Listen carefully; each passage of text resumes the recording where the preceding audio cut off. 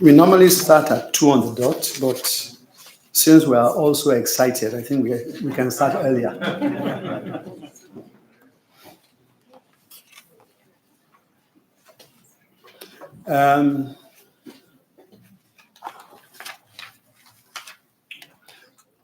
Good afternoon, everybody.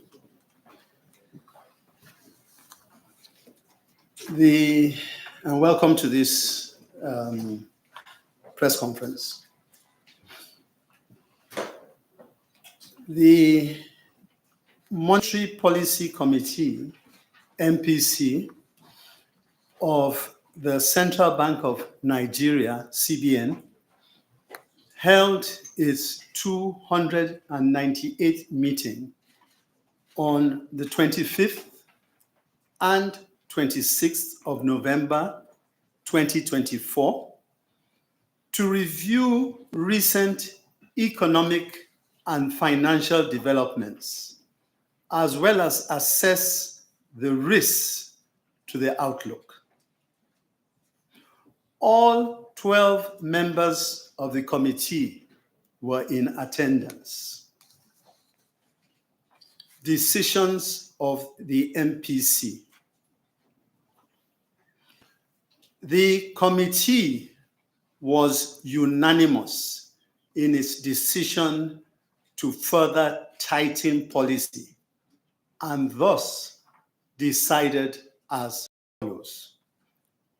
1, raise the MPR by 25 basis points to 27.50% from 27.25%. 2, retain the asymmetric corridor around the MPR at plus 500 to minus 100 basis points. 3, retain the cash reserve ratio of deposit money banks at 50% and merchant banks at 16%. 4, retain the liquidity ratio at 30%. Considerations. The meeting was held on the backdrop of renewed inflationary pressures as the headline food and core measures rose year on year in October 2024. The committee was particularly concerned that all 3 measures also inched up on a month-on-month basis, suggesting the persistence of price pressures with attendant adverse impact on income and welfare of citizens. Members, therefore, agreed unanimously to remain focused in addressing price developments. While food prices remain a key contributor to the uptick, members commended the efforts of the federal government for the improved security, especially in the northeast of the country, which would likely improve food production. The committee also noted the role of rising energy prices on the general price level due to its impact on factors of production. The recent increase in the price of premium motor spirit, PMS, has also impacted the cost of production and distribution of food items and manufactured goods. The committee was optimistic that the full deregulation of the downstream subsector of the petroleum industry would eliminate scarcity and stabilize price levels in the short to medium term. Members thus reiterated the need to strongly forge ahead with the deepening collaboration between the monetary and fiscal authorities to ensure the achievement of our synchronized objectives of price stability and sustainable growth. The committee noted the improvement in the external sector, reflected by the increase in the current account surplus, enhanced remittance and capital inflows, which have impacted the external reserves positively. This, therefore, suggests that key policy measures by both the monetary and fiscal authorities are yielding the desired outcomes. Members, however, expressed concern over persisting exchange rate pressure, reflecting continued high demand in the markets. Consequently, the committee urged the bank to explore measures to boost market liquidity. Members noted with satisfaction the continued resilience and stability of the banking system, despite significant exogenous and endogenous headwinds. Key financial soundness indicators, such as the Capital Adequacy Ratio, CAR, Non-Performing Loan Ratio, NPL, Liquidity Ratio, LR, amongst others, remain strong. The MPC, however, called on the bank to maintain its close surveillance on the banking system to sustain compliance with regulatory threshold and continued health of the industry. The MPC acknowledged the efforts of the bank in deepening financial inclusion towards improving the transmission mechanism of monetary policy to enhance policy effectiveness. From the foregoing, members thus focused on the optimum policy choice to address the uptrend in price development, stabilize the exchange rate, and anchor inflation expectations appropriately. Key developments in the domestic and global economies. Data from the National Bureau of Statistics showed that headline inflation year-on-year rose to 33.88% in October 2024 from 32.70% in September 2024. On a month-on-month basis, it also rose to 2.64% in October 2024 from 2.52% in the previous month, with both the food and core components contributing to the continued rise in headline inflation. Food inflation rose further to 39.16% in October 2024 from 37.77% in September, while core inflation also rose to 28.37% in October 2024 from 27.43% in September.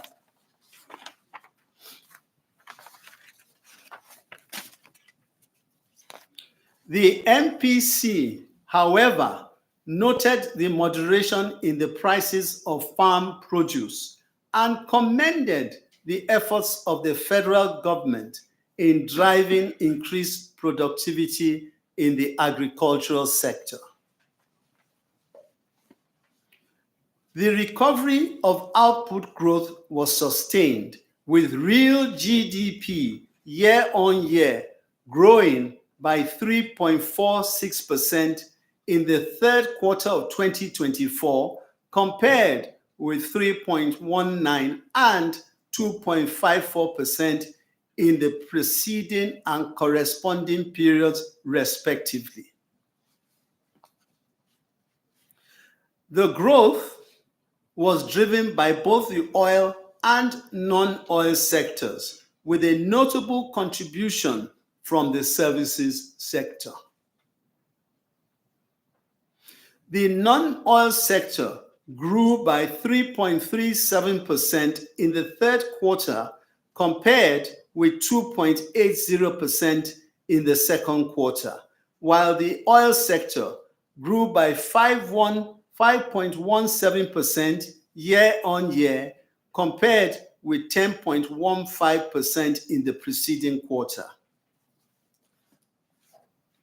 The external reserves rose marginally to 40.88 billion as of 21st November 2024 from 40.06 billion at end of October 2024, available to finance 17 months of imports. At the global level, the IMF projects growth at 3.2% for 2024 and 2025 from 3.3% in 2023. Risks to this outlook, however, include ongoing geopolitical tensions, such as the lingering war between Russia and Ukraine, as well as the crisis in the Middle East. The deceleration in global inflation is expected to continue into 2025 and move towards the long-run objectives of key central banks in the advanced economies, albeit at a slow pace. This, however, faces a growing risk of reversal as talks of trade tariffs heighten following the outcome of the November 2024 United States elections. In view of the above developments and identified risks, members reiterated their commitment to price stability as the bedrock of a thriving Nigerian economy.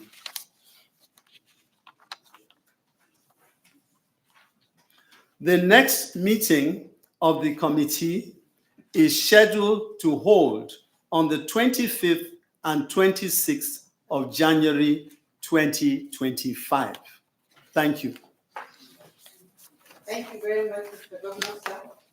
That was communique number 155, presented by the chairman of the MPC and the governor of the Central Bank of Nigeria, Mr. Olayemi Kadusu.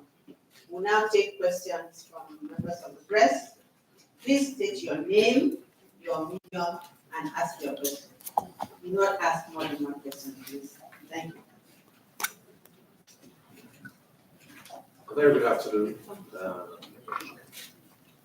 Very good afternoon, everyone. Well, my question is, with inflation at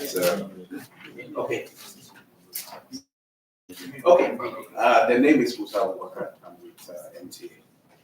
My question is, with inflation at 33.88% in October, up by 1.18%, what steps will the CBN take to meet its 21% target for 2024? Thank you. Thank you. Thank you very much, Musa. Let me first say that the central bank is resolute and committed to continuing to fight the war against inflation. There's no going back on that. And as I have said at previous fora, we are going to deploy everything in our arsenal to ensure that we are able to tame it. And of course, this entails the return to orthodox monetary policies, the return to orthodox monetary policies. So I think it is important to state that upfront. There's no going back on that. Now, it's also important for people to understand that there's a time lag between when you implement policies and when they have impact. And that time lag, quite frankly, can be, anything up from 6 months to 9 months to a year. It all depends on what you're doing.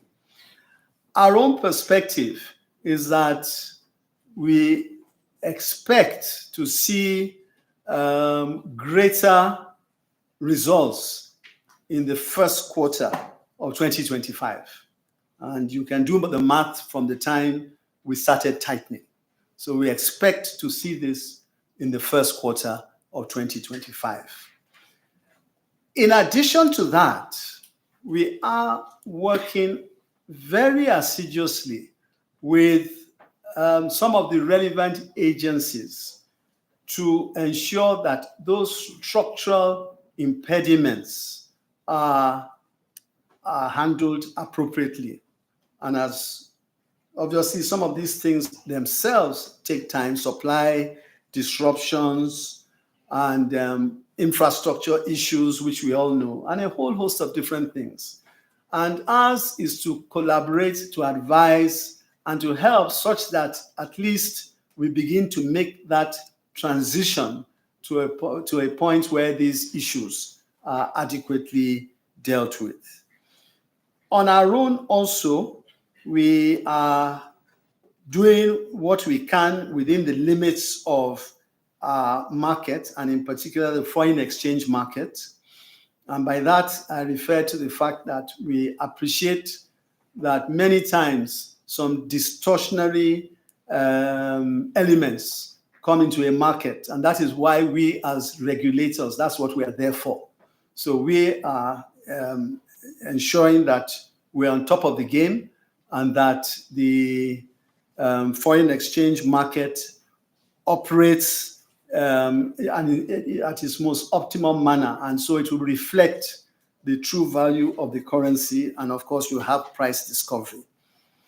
Then finally, something else I think is important to say, and that is that if you, and for many of you, many of the press, many of the members of the press who were at the World Bank IMF meetings recently, you see those fora also offer an opportunity to interact and to exchange different parts of the world.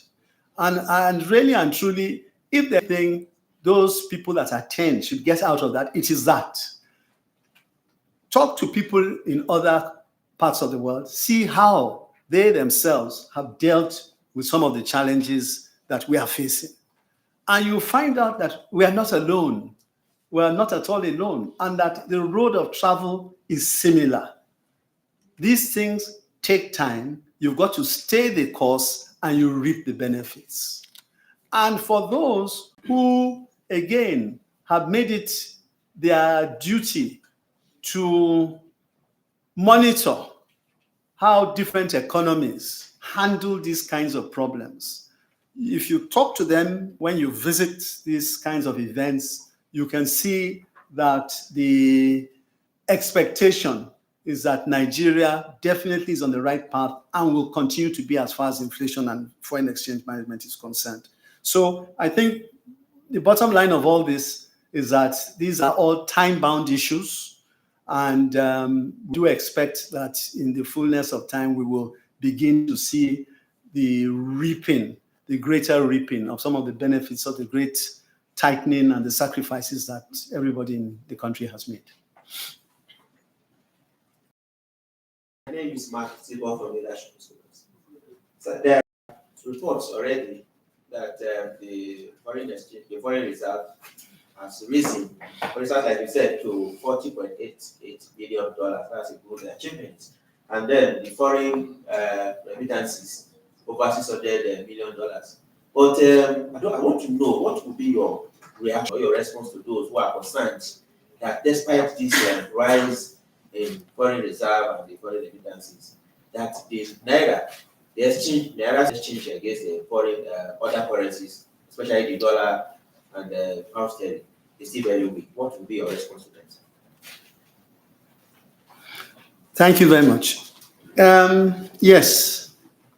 Okay, first and foremost, maybe I should unpack that question a little bit. Diaspora remittances, absolutely, and I would say that they didn't just go up on their own. They went up as a result of a deliberate policy on behalf of the central bank, and I've said this in previous fora, to address all the bottlenecks that were in the way of diaspora remittances coming into the country. So that has happened and will continue to. Then, of course, the whole issue of reserves, that yes, indeed, the reserves have gone up. The reserves have gone up. And again, we should bear in mind that the process of getting us to where we are with reserves has been a long, tedious one. And those of you who can recall, when this particular administration started, we had a lot of problem with reserves.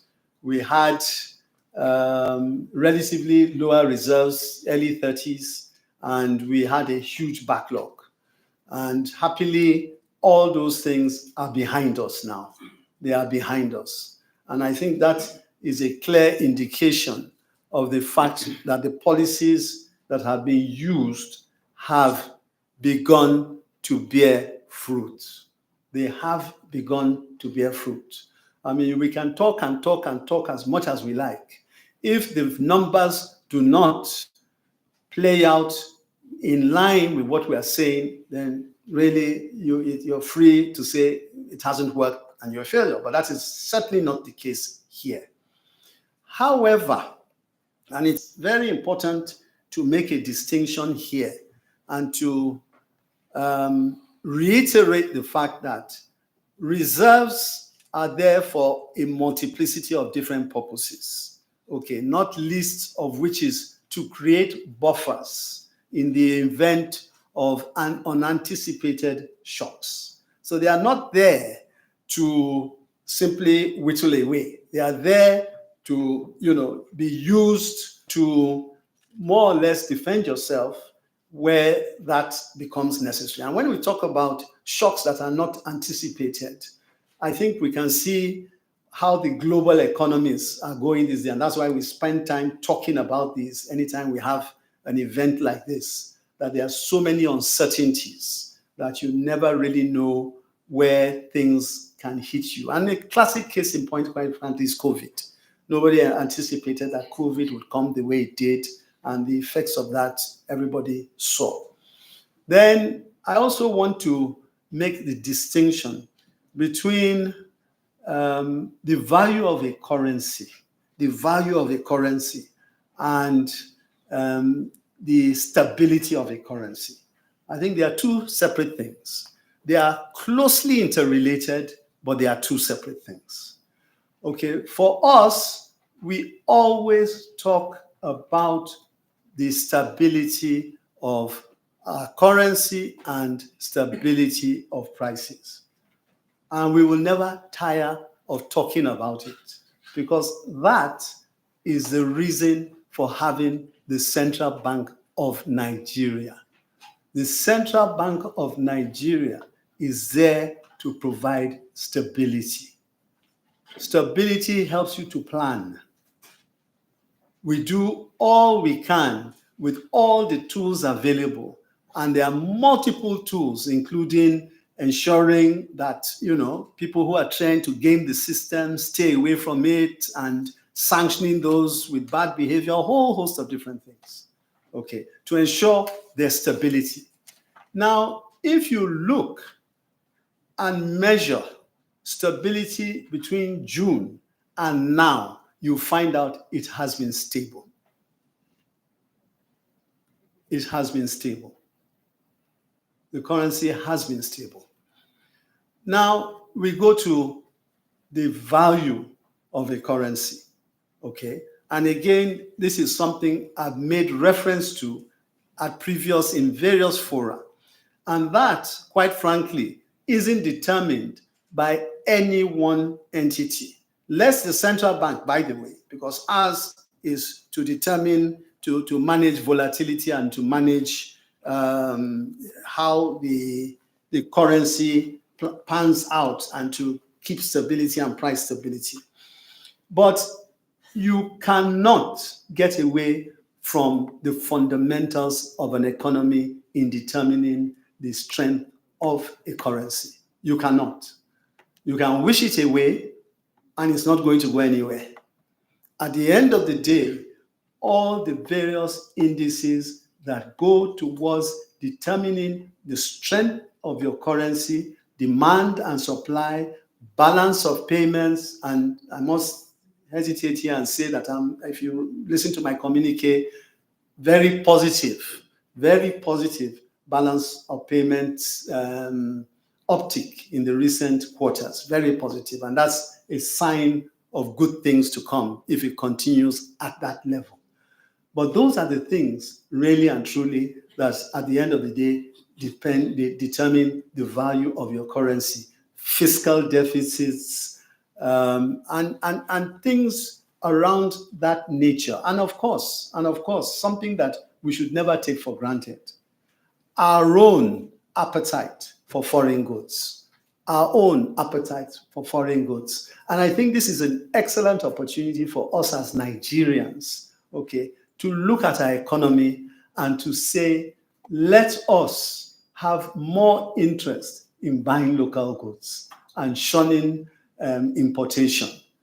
And none of this is too small towards helping to shore up the value of the currency, which is something that I know everybody wishes for. And by the way, as we continue to diversify our economy and we continue to have import substitution policies and trade policies that encourage our own products, then the issue of relying on foreign goods becomes less of an issue. And therefore, the level of your foreign exchange rates becomes less important to you. That hopefully is something that will happen over a period of time. Governor, sir, my name is Vanguard. Vanguard. Yes, sir. My name. Okay. At your meeting at the last World Bank and IMF meetings in Washington, you had side meetings with Nigerians in diaspora and the climate tables. It was boosting remittances. We want to know that up till now, Nigeria is still on the gray list of the Financial Task Force, Action Task Force. And we want to know what efforts you are making to pull Nigeria off this list, because it is very key to capital commitment. Thank you. Sure. Thank you very much. Good question. And let me again start off by talking about the issue of the trip we made to Washington and our engagement with the diasporans. And let me first of all say that I don't think there's anybody in this room that needs any convincing as to how well our diasporans in the United States, in Europe, have done. They've all done very, very well. They've all done very, very well. And that is not that I'm encouraging you to japa and go and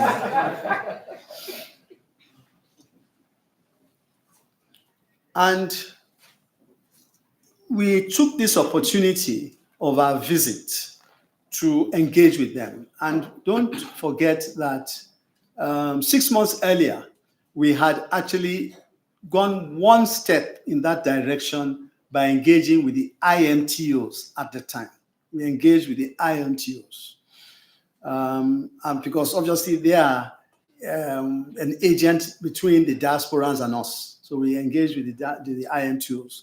And that engagement was what made us come back and restructure and make it easier for our account setup for the IMTOs to engage and begin to have their transactions coming through on a regular basis. And that has worked in the sense that, again, like we said, we had moved from about 250 when we started to about 600 million US. So that, again, is a clear sign of an accomplishment there. Something big had happened there.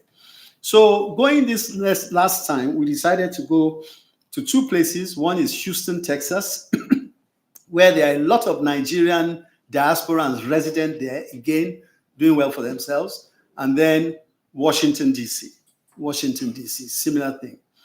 And what was the reason for doing this? The reason was to listen, to understand what the problems were, if any, and obviously they were, and to encourage them to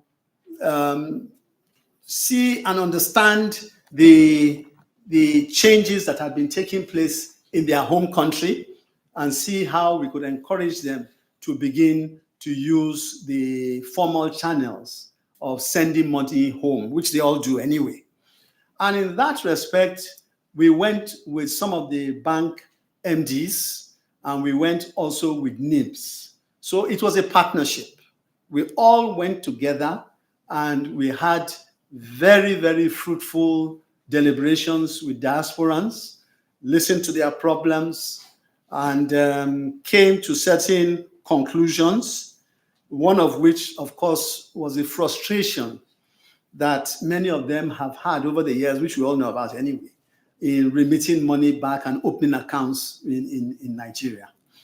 And as a result of that, we announced a non-residence account program, okay, which is going to kick off in December, okay, this year, and will make their opening accounts and doing their business in Nigeria relatively seamless. It's a huge challenge. Why is it a huge challenge? Because for those of them who are out there, of course, they have very huge expectations in terms of how they would like to do their business and do their transactions. So it's a big challenge. And happily, as I said, NIBS was with us. The managing director of NIBS was with us. And we made this commitment that in December of this year, they will start using that particular product. Of course, with that goes a whole host of other products that the banks can build around, okay? Because for us, it was merely being a facilitator and as a regulator to ensure that everybody plays by the rules and that it benefits all who are interested. So that is really where ours ends. Issue of FATF, very good question, because these two things go hand in hand. If we're on the gray list with FATF and we remain on the gray list, those kinds of transactions become more suspicious to those who are enabling them and the regulators out there. And we do not want that. We do not want that. We do not want anything that will send negative signals across the waves. And it is for that reason that we ourselves have better organized the whole process of getting off FATF. We're on the gray list. We are collaborating more. We are ensuring that our AML processes and procedures work effectively, and that where sanctions need to be applied, they are applied, and we will not stop to do that. We are also enhancing our regulatory frameworks and ensuring that we are going around to see that the relative players are operating the way they are meant to be. And of course, we are deepening international cooperation, which is very important to ensure that we are out there understanding what the expectations are from FATF and the ancillary bodies, and making sure that we are well endowed to meet their expectations. With that all in view, our expectation, quite frankly, is that by the second quarter of 2025, we should exit FATF grey list.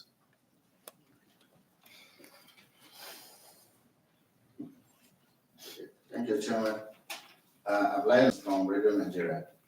Sir, in your briefing to us in the last MPC meeting, you said that the CBN was taking steps to check the reported cases of shortage of cash in parts of the country. So we'd like to know the update, because the report is coming higher. More particularly so that we are entering the period of Yuletide, and there is always a surge in the demand for cash at this period. So what's the reason? Thank you very much. Good question. And let me again reiterate that there are two ad hoc committees within the central bank that I personally chair. One of them is with respect to remittances, which we spoke about earlier, and the diaspora remittances, and the other is with respect to cash shortages. And honestly, I feel that I'm happy in some respects that we are seeing progress with the diaspora remittances. I'm happy we are seeing that, because you see, one approach could have been just to sit down and say, well, if it works out, it works out. If it doesn't, it doesn't.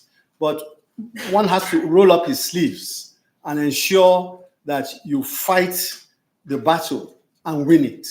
And that will not stop. And it is the same approach that we are having to cash shortages. There's a lot that is going on.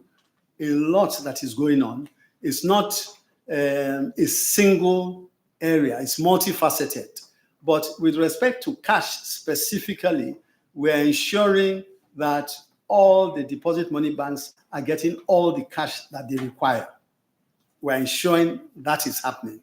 We're having regular dialogue between the central bank branches and the cash money center banks all over the place to ensure that that also is happening, okay, and that there are no gaps. We are also doing spot checks, and a lot is coming out of those spot checks, and we are not relenting in applying the sanctions where we have to do so. And I think some of that has actually been announced in the recent past. And of course, the cash buffers going into the Yuletide season. I believe that you should expect that there may be some ad hoc measures that will come during this Christmas season. So I would just say you should watch that space. It will happen. We are concerned. We do not want people to suffer unduly because of a number of distortions. I can't talk about all of them here now, but a number of distortions which we are working very hard to ensure we get on top of. Yes, and you've rightly pointed out that we're going into a typically high demand season. We will do what we can to ensure that certain initiatives are taken to bridge that tide until after the Yuletide season. Afternoon, Mr. Governor. My name is Sorry, Ndoka James, 27, of the Nation 28 newspaper. is the MPC meeting, next one. sorry. My name is Ndoka James, of the Nation newspaper. Yeah. Last week, a few weeks ago, you were in Lagos where you hosted stakeholders on financial inclusion. The target now is to make 95% or to achieve 95% financial inclusion in the country. What was the takeaway from this meeting? Thank you. Well, first of all, let me just say a few things about financial inclusion before I go into the specifics. Financial inclusion is beyond just devising products for those who are financially excluded. Find those who are financially excluded and give it to them. Okay, it's part of it, but it's beyond that. It's part of it, but they are beyond that. In the sense that those who are financially excluded,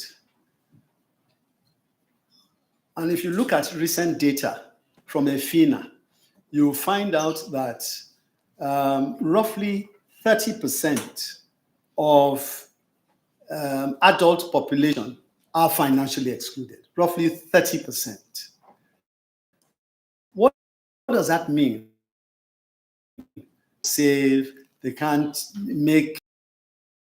use products, something difficult for them to get out of. On the other hand, if they are within the financial spectrum and they have financial products, it can help the economy grow. And where we see that that is the case, we see that segment, which consists of adult population, lots of women, lots of youth, lots of MSMEs, and MSMEs, as we all know, contribute arguably some of the largest in terms of recruitment, in terms of hiring staff than any other sector. So those are all sectors that, if properly energized, will contribute positively to the growth and development of an economy. So I think it's important for us to understand that, to understand it very well, because without that understanding, then what the contribution can be of this kind of sector could easily be lost. Now, again, I must admit that I have personally been in that sector before myself, so I have a pretty good idea of it. 20 years, I chaired the board of EFINA, which was a Bill and Melinda Gates and UK DFID project for several years. I chaired that, and that was at a time when one would never have expected that the sort of progress that has been made with financial inclusion and understanding and awareness would have taken place the way it has. So over these years, so much has happened.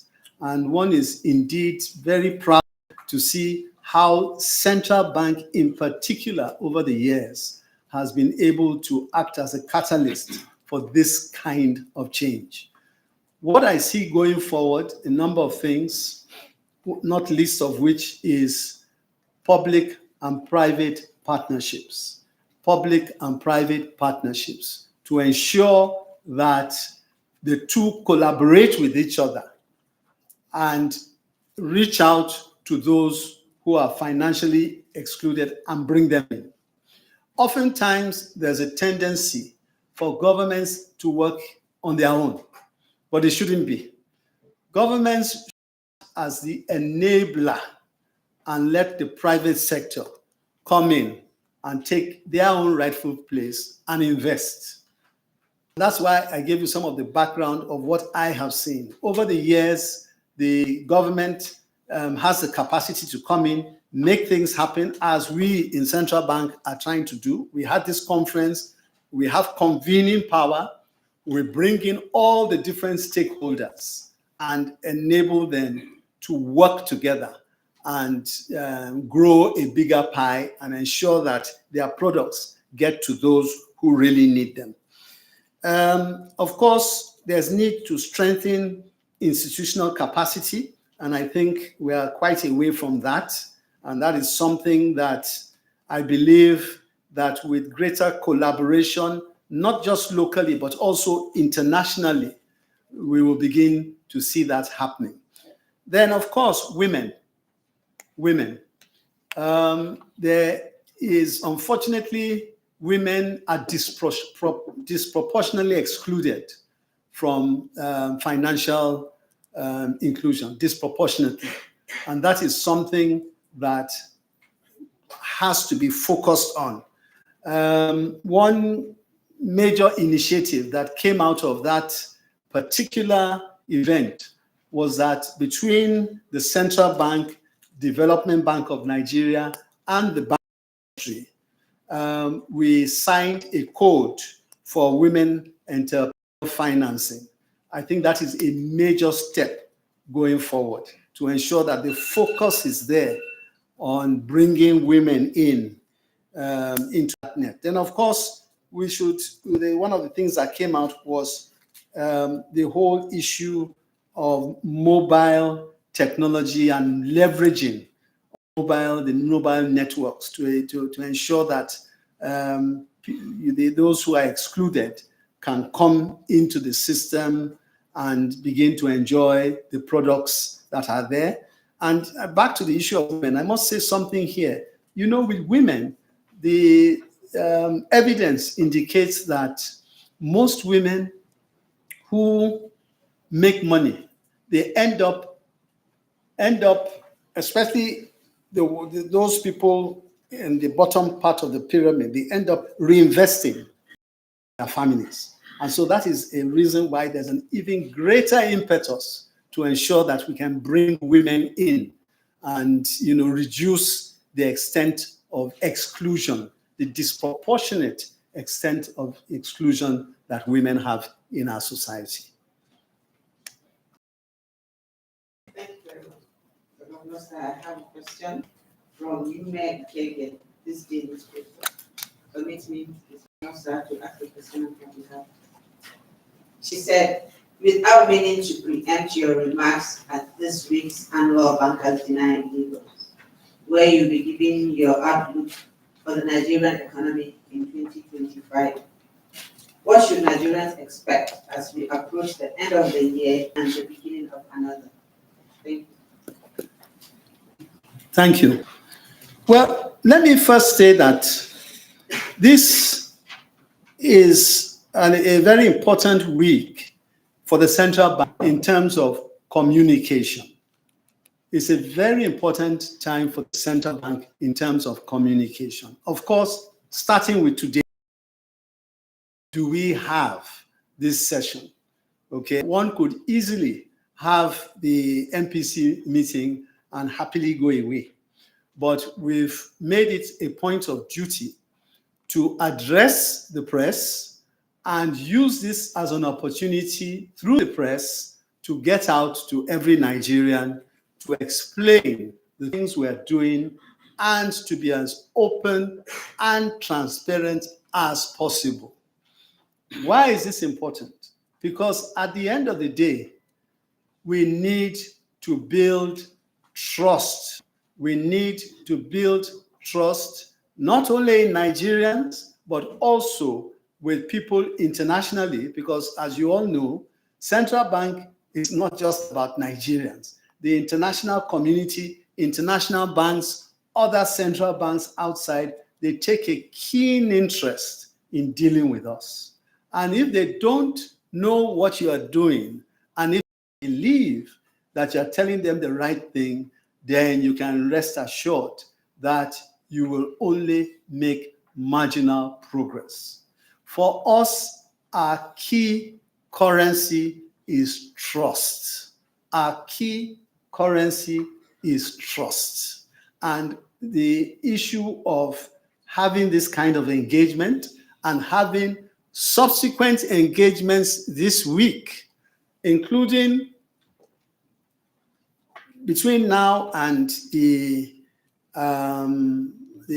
bankers committee, the Chartered Institute of Bankers annual meeting on Friday. We have one or two others at which, certain updates will be given, and where relevant policy statements will also be announced, or at least be given forward guidance on.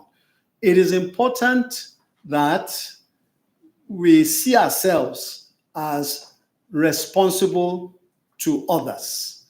And to answer your question,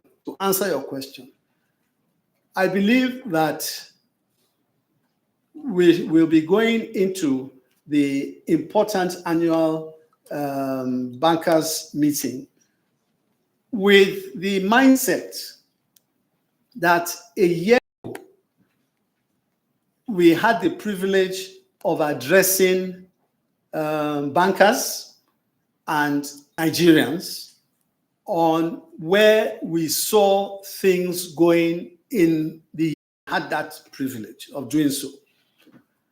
And when we go back this Friday, our intention is to give account. What did we say we would do, and what did we do?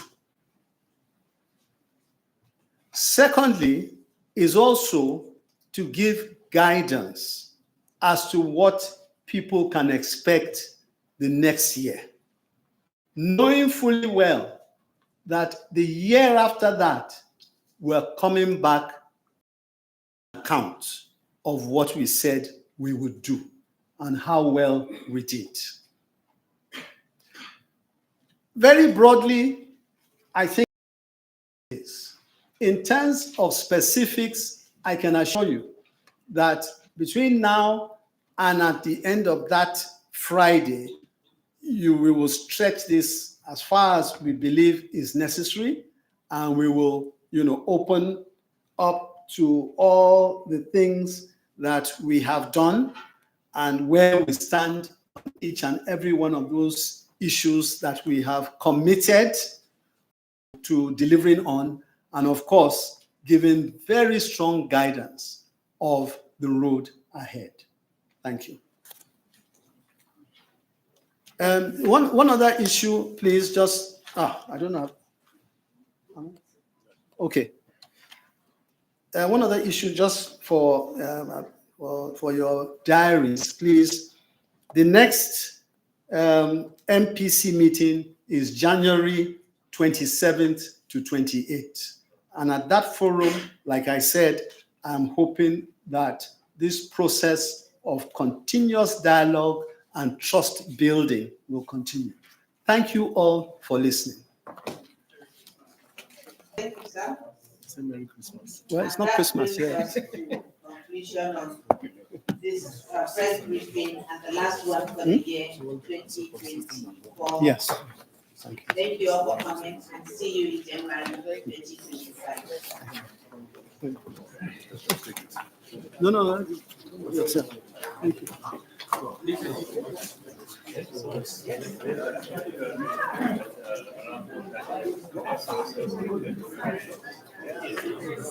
Send a message.